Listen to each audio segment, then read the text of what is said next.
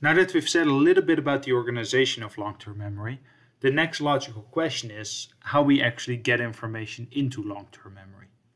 And this is what's called encoding. So encoding is the transferring of information into a memory representation, meaning information comes into our senses, the perceptual system works on that information, pays attention to it, maybe translates it to images or words and so forth. And then the question is, how do we get from that information that's then in short-term memory or working memory and get it to stick into long-term memory? Well, one way to do this is by what is called elaborative rehearsal. An elaborative rehearsal is really about studying information or repeating information in a way that's sort of at a deeper level of study. So the way to do that is to make the information somehow relevant to yourself. And an example of that is the self-referent effect. So if you see new information and you actually find a way to make that new information relevant to yourself, then you would actually be better able to recall that information. And I'll mention a couple of other ways specifically in which this can be done. Now, if we look at memory, here's a quote from a famous psychologist at Harvard, Daniel Schachter, who is an absolute authority in the world about the study of memory. And he says the following: if we want to improve our chances of remembering an incident or learning a fact, we need to make sure that we carry out elaborative encoding or elaborative rehearsal by reflecting on the information and relating it to other things we already know. Laboratory studies have shown that simply intending to remember something is unlikely to be helpful unless we translate that intention into an effective elaborative encoding. So for example, when preparing for an exam, a good student may make a special effort to form meaningful mental associations among the study materials, whereas the same student may not bother engaging in such elaborative rehearsal or encoding if she's not going to be tested. So this is an interesting statement because it makes clear that studying effectively is really about the depth of information processing. And it also makes clear, and you guys know this, that some of the way in which people study completely depends on if and when they're going to be tested. So how do we apply this? Well, if you want to think of elaborative rehearsal, ways to do that are, for example, thinking of concepts that you're being taught and then defining them in your own words. Related to that, you can come up with examples from your own life or from your own knowledge and try to relate those to the new concepts you're learning. You can even relate information to yourself if that's doable. You can draw illustrations on flashcards and so forth and then relate the different concepts to each other. You can create study questions for yourself, trying to come up with questions that the instructor may ask and then try to generate some answers. And you might just generally ask yourself questions about the concepts and kind of trying to figure out, well, when does this work? When does this not work? If it doesn't work, why is that? What are the limitations of this concept? And so forth. These would all be ways to engage in elaborative rehearsal. You're not just repeating the information over and over and just kind of blindly regurgitating it. No, you're actually linking it to your existing knowledge representations, and that those knowledge representations could be from your own previous knowledge, they could be knowledge based on your life experiences, and so forth. Related to this is levels of processing theory. And although this is an older theory from 1972, developed by Craig and Lockhart, it's still very relevant because this turns out to be really helping with effective studying and retaining of information in the long run. So what does this theory say? The key thing is that how well you're going to remember a certain stimulus or a certain piece of information really depends on how deeply you're processing it. And that is to say that purely repeating it, rehearsal, in and of itself doesn't necessarily improve memory. It's really about whether you're repeating or rehearsing it and studying it in sort of a deeper way, in a more elaborate way that relates to knowledge you already have. And only that kind of studying is really going to give you long-term memory benefits. Now, interestingly, that might sound like that's going to then be a lot more work for you.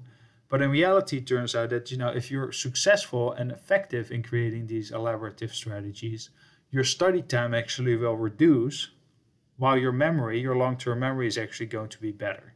And I'm all for, being smart but lazy, or lazy but smart rather. If you can get away with it and you have good strategies for studying, the more quickly you can actually retain information, the better that of course is. So if you think about two different kinds of rehearsal, maintenance rehearsal versus elaborative rehearsal, there's one that's clearly better, and that's elaborative rehearsal.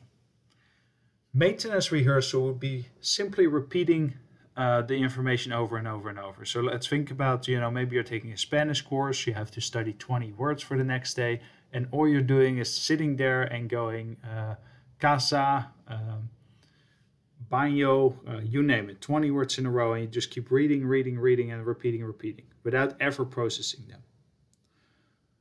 That's not going to lead to long-term memory benefits. On the other hand, if you think of this in terms of elaborative rehearsal, then it might be possible for you to actually stick this right in long-term memory. So for example, you encounter the word casa, and you may think, I actually have been to this restaurant that's basically called my mother's house, right? Casa Mamita. And once you realize that, it's now easy to remember that casa actually means house. And now you've engaged in an elaborative strategy, and this will stick in your long-term memory. Now, as always, I've said this many times, talk is cheap. You can come up with all of these concepts, but is there a way to actually test if there's any evidence for this? Well, it turns out there is. So what Fergus Craig and Lockhart actually said was that there's different depths of processing, and the deeper you process information, the better you're going to be able to remember it. So if you think of different kinds of information can come to you at a visual level. So if you're just reading a word, that's a visual level, and it's fairly shallow processing. Or you could read a word and retrieve what the sound is, which would be slightly deeper processing. Or you can read a word and actually process it for its meaning, and that would be a deeper level of processing. In fact, out of those three, that would be the deepest level of processing. Now, does the level of processing actually matter? Well, what they did in this experiment here is that basically they gave people a very simple task. Each time, people were given 2 words on a screen, and they had to make some judgment about those 2 words. And what they had to judge the words on was varied across conditions, so that in some cases it was a very shallow judgment that could just be based on vision alone. In some cases it was a much deeper judgment that required people to, first of all, process the words and actually extract their meaning. So, to give you an example of that, in the cases where they had to judge based on the case, meaning uppercase or lowercase, they would get 2 words and they just had to indicate whether they were typed in the same case or a different case. So in this case, they're both lowercase, so the answer would be same case. If one of them was in capital letters and the other one wasn't, then it would be different. Second condition, they had to see if the word rhymed. And that's slightly deeper processing because it requires that you actually retrieve the sound of the word. So rat and fat, yes, they rhyme. So you would say yes in that case. In the third condition, the deepest processing one, they had to figure out whether the 2 words were synonyms for each other. So a rat and a rodent, yes, those are actually synonyms. And it requires a deeper level of processing because you really have to retrieve the meaning of these concepts, and then you're able to answer those questions. This was the task, except then, after participants were done with either of those 3 tasks, they were given a surprise memory test.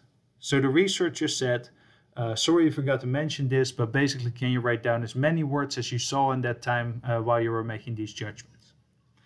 What they found was that 2 different things actually. If you look at the percentage, the proportion of words that was recalled in the different conditions, here is the case judgment based on vision alone, here is the rhyme judgment based on sound, and then here's the synonym judgment based on actual meaning. If we look at the y-axis, you see that people were worse for the shallow level of processing based on just vision, and they were much better, almost 95% recall, for the synonym case. To elaborate further on that, it also shows that how long it took them to answer these questions in the first stage differed as well. So if they just had to make a case judgment, it was very fast. They could very quickly say yes, both uppercase, or no, not both the same case. But in the synonym judgment, it actually would take them much longer. So that actually is another indication that they were spending more time processing the information. And then when they were tested incidentally, this is called an incidental learning technique, they actually found that memory in that case was much better. What's interesting about this finding too is that this has actually been related to processing in the brain as well. So what you can do is give people some perceptual encoding task, meaning the case judgment one, versus semantic encoding task, seeing if rat and rodent are synonyms or not. And you can do this in a brain scanner as people's brain activation is being recorded. Then what you can do in the next step is actually compare the amount of activation in different parts of the brain depending on those two conditions. And what they found in those studies is that consistently you get an increased activation in an area that's called the left inferior frontal cortex. So it's over here, this is the front of the brain, this is the back of the brain.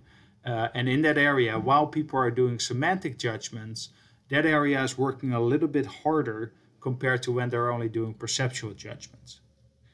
That location makes sense because we already talked about the temporal lobe, and this is basically bordering the temporal lobe, which is the area where a lot of language and semantic knowledge gets processed. So it makes sense that that is an area that gets very activated. A second area is further in the back, otherwise known as the left lateral temporal cortex. And you see there too that that actually contributes to a deeper processing of meaning. So this gives you some idea of the way in which the memory system actually operates in the brain, and we'll talk about that more in one of the next videos.